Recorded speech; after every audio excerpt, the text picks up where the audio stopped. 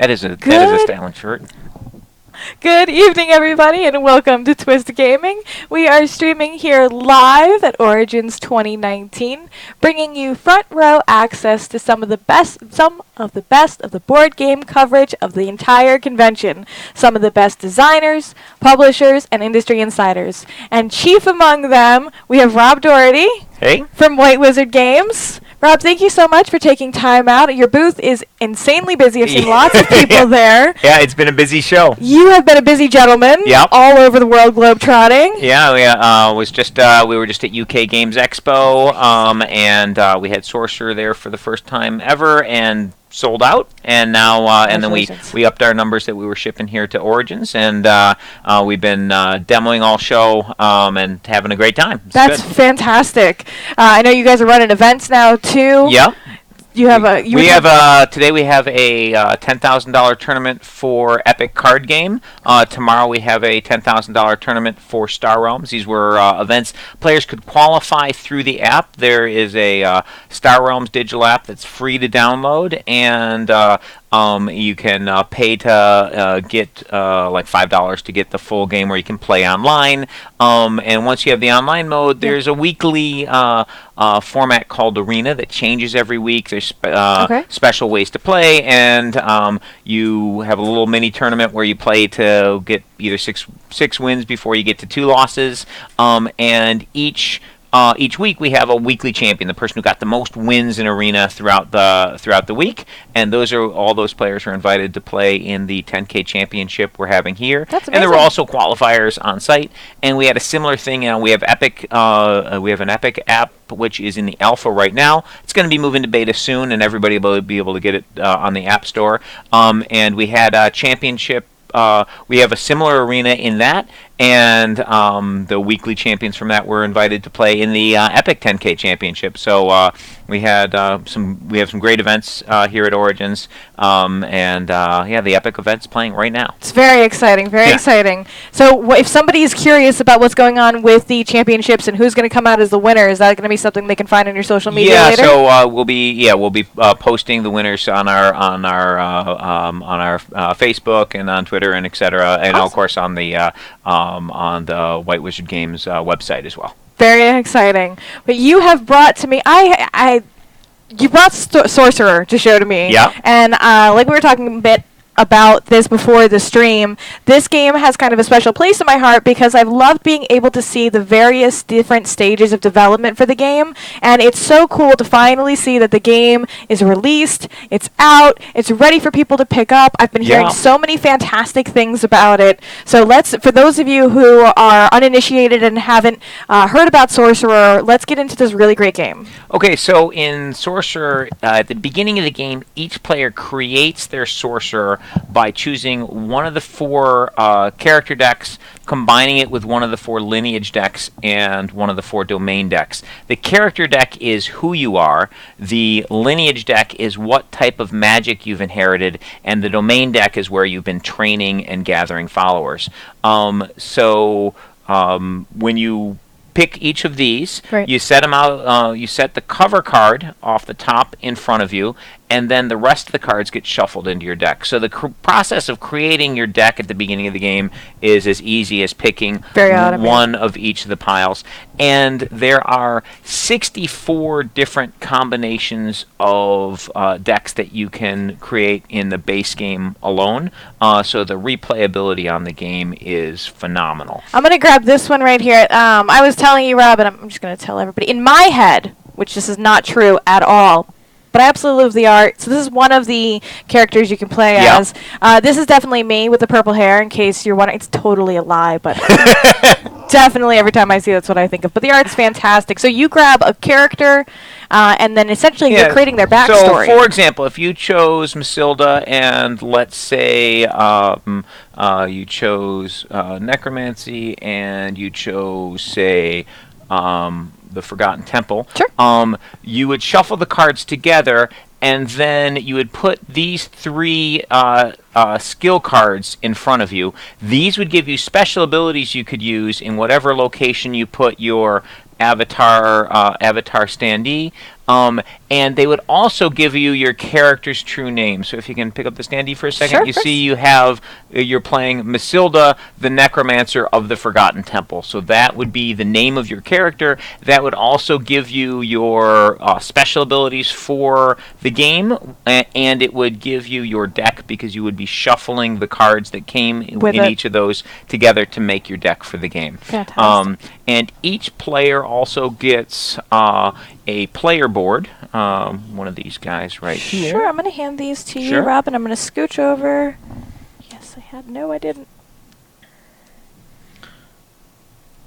So it's a complete game for 4 players. So the game comes with 4 of these player boards, and each player board has everything you need to track during the game. So the game comes with these awesome big glass beads. The production quality on all this stuff is like super nice. Yeah, it is. And this board, the track on the left here tracks your energy. These coins track your actions. When you gain omen tokens during the game, they go in this spot right here. The player who is going first for the round puts this for fate counter there, and a player's deck for the game goes right here, and then their discard pile would be here. So there's a spot for all your stuff, and then there's a nice little information sheet here in the middle, which gives you Like a quick reference guide? a quick overview of the game.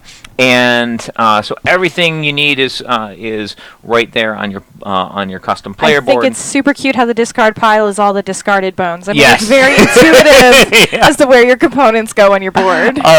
And the game itself is broken up into 2 primary phases. There's the action phase and the battle phase. Mm-hmm. One of the nice things about Sorcerer is you're always about to do something. So, for example, in the action phase, you take a single action, and then your opponent takes an action. Then you take an action, your opponent takes an action, back and forth. Okay. And there's 6 actions each during the action phase. Right. And when you take an action, you can do one of the things listed here on the action phase. You can channel energy, which gives you more energy to play your spells. When you channel energy, you just slide the blue bead up 2 spaces on the energy track. I want to sidle one of these out without messing up your beads, just so that I can get a little bit of a closer look to the game round screen and the actions. Absolutely. There you go. Yeah. So you can see there on the action phase, it lists all the various things you can do for an action. So you can channel energy, just slide your energy up 2. You can meditate, where you draw 2 cards from your deck and you put them into your hand. You can cast a spell. Every card in the game has a cost in the upper left-hand corner. So, for example, this guy costs 5. And this guy costs 2. So when you cast a spell, you simply lower your energy by the amount that the spell costs. Okay. And if it's a minion like those guys, you'd pick one of the 3 battlefields in the game to play them into. And that's the location that they'll be fighting, and the location where any of their special abilities will work. So, for example, if you had a guy who made all your zombies get +2 attack, then that would mean all your zombies in that particular battlefield. So Gotcha. basically there are 3 individual battlefields in the game representing different parts of Victorian London. Like so for example, here we have the Whitechapel battlefield. And the wooden cubes are for tracking damage on the battlefield. And So those are these tracks here, right? Exactly. And so there's one track on each player's side where you can track damage. So when you're playing cards in the game, you choose which of the battlefields to play those guys into. Right. So you're battling for control of Victorian London. If you can win 2 of the 3 battlefields, you win the game. And this game has this strategy card game feel as you're playing the cards throughout the game, but then when you move to the battle phase, has a little bit of like a tactical tabletop war game feel. When you attack with a minion, you roll dice equal to its attack value, and we got these really nice custom dice that come with the game. So on the dice, blanks are misses, skulls are hits, the 2 skulls are double hits, and the stars are critical hits. the attacking player chooses where the critical hit damage goes. You can put it on an enemy minion, or you can put it on the battlefield itself, and then the defending player chooses where all the regular damage goes. If you can get damage counters equal to the shield value on a minion. So if we took the Oberon Sentry, Yeah. If so, that one it can the first point. So when it takes damage, you put a little damage counter on it, and that'll stay on it forever. And when it takes an additional point of damage, you'd put a second damage counter on it, and at that point, the damage counters on it would equal the shield value that's called its essence. so that's down here in the. Yeah. It's green. It's just a little transparent. Yeah. So when it takes damage equal to its essence, then the minion would die and it would go to the discard pile. If it dies before it gets a chance to attack that round, it just doesn't get to attack. And damage can also be placed on the battlefield, moving that wooden cube up.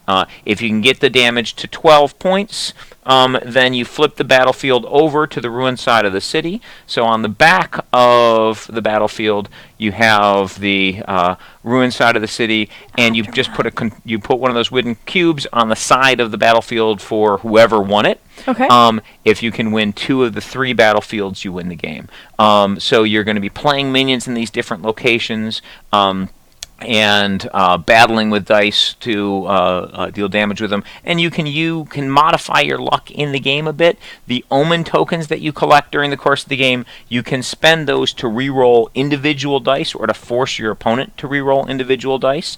So if you're smart with your omens as you collect them during the game, you save them up and you can use them in the battles that matter the most.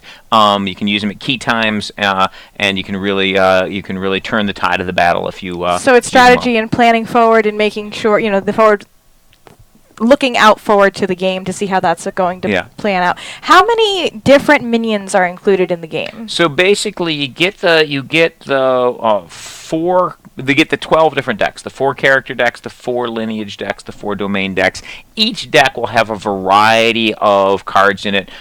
Minions, sorceries, and attachments. The minions go into the battlefields and they fight. The attachments are like weapons that get attached to the cards, and they slide underneath them. So, for example, this magical talisman can you just sort of slide it underneath such that, like that. Okay.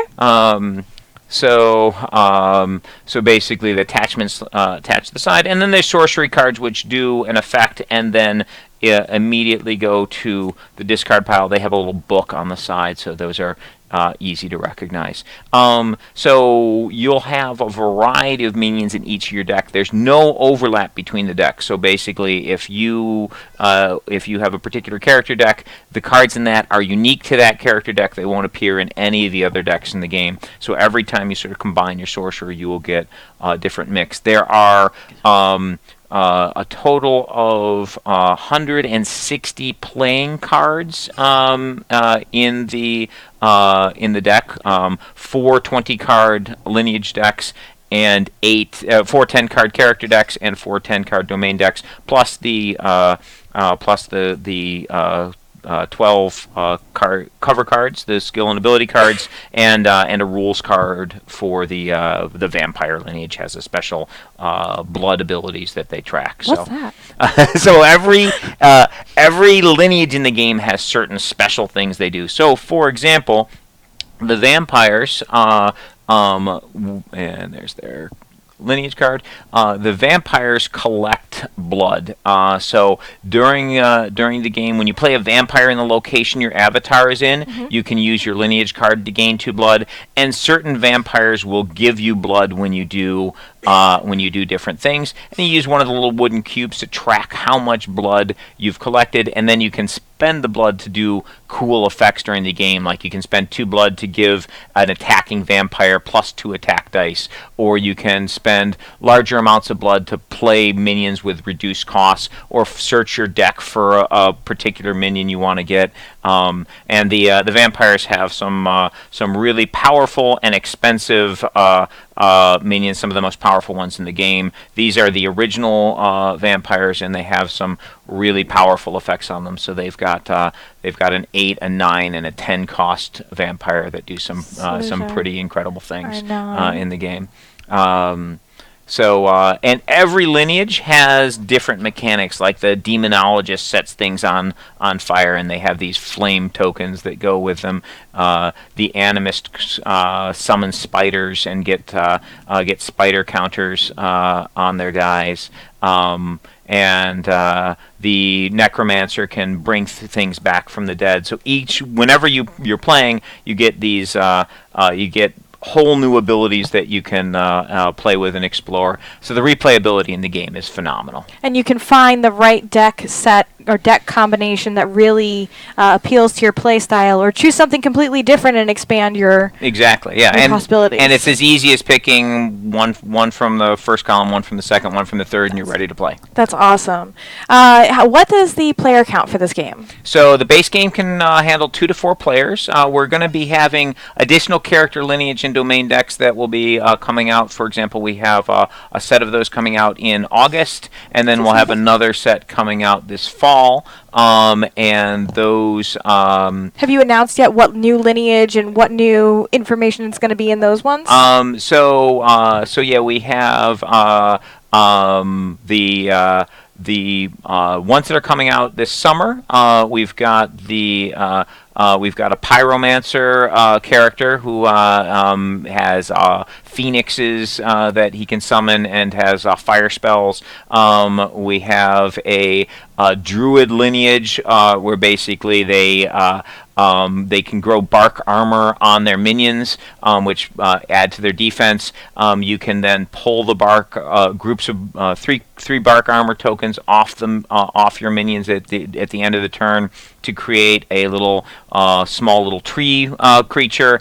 And if that thing survives for a turn, it grows into a giant treant, which then bestows root armor onto your other minions. So they have this little circle of life going in their their deck. So some really cool mechanics on that one. And then we have the Blood-Soaked Fjord, which has a bunch. It's all trolls. Okay. So that's coming. Those are coming out this summer, and then this fall-winter time period, we have another character domain and lineage coming out, which we have not yet announced. So, but they're really cool. I mean, the ones that are already here and are coming out are really cool. So I would suspect that we would follow the same trajectory. There's so much flavor in the game. Behind each of the characters' lineages and domains, just a ton of research into local legends went in, and they're just really, really cool stuff. The game designer Peter Schultz did an amazing job with the design of each of these sets, and also making them feel really flavorful, so the mechanics match up to the feel of the game. So when you're playing the Necromancer, it feels very different than when you're playing the Demonologist or the Vampires. And you feel like a Necromancer. Exactly, like it all really matches. It's very seamless. Yeah, so it's really exciting stuff, and we'll continue to have new characters, lineages, and domains coming out over time, and we'll have additional battlefields. So, for example, this battle's taking place in Victorian London with the battlefields there, but we have a new set of battlefields coming out in August for the Egyptian battlefields, which take place. So those take place in Cairo. So you can, and all of it's during the Victorian era. It's absolutely a fantastic game. Congratulations. Thank you. I'm so happy that it's finally getting into the hands of people and they can really enjoy this. I know it's been a labor of love for you guys, that you've put a lot of thought and effort into details. Yeah, but it's such a fantastic game. I mean, you can tell the effort and the love that went into making it. So where can people get their hands on Sorcerer? So June 20th is the release date. It'll be available at your local game store, and you can find more information at whitewizardgames.com. That's fantastic. Rob, thank you so much. I know you've been running around all over the place, and I really appreciate that you took the time to come and hang out with us today. Seriously, appreciate it. Always love having you on. Thank you. Thank you, Rob. Folks, stay tuned, and we'll be right back with more live board game coverage from Origins 2019.